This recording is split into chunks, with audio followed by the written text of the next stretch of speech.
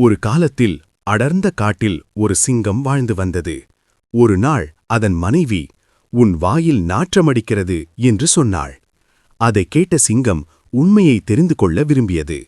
முதலில் அது ஒரு விலங்கிடம், "உண்மையைத்தான் சொல்ல வேண்டும், என் வாயில் நாற்றமடிக்கிறதா?" என்று கேட்டது. அந்த விலங்கு, "ஆமாம்" என்று சொன்னது. சிங்கம் கோபத்தில் அதைக் கொன்றுவிட்டது. அடுத்து வந்த விலங்கு பயத்தில், "இல்லை, நாற்றமில்லை" என்று பொய் சொன்னது. சிங்கம், "நீ பொய் சொல்ற" என்று சொல்லி அதையும் கொன்றது. இறுதியாக நரி வந்தது. சிங்கம் அதையும் அதே கேள்வி கேட்டது.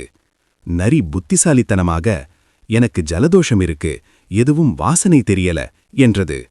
அந்த பதிலைக் கேட்ட சிங்கம் நரியை விட்டுவிட்டது. பாடம்: புத்திசாலித்தனமே உயிரைக் காக்கும்.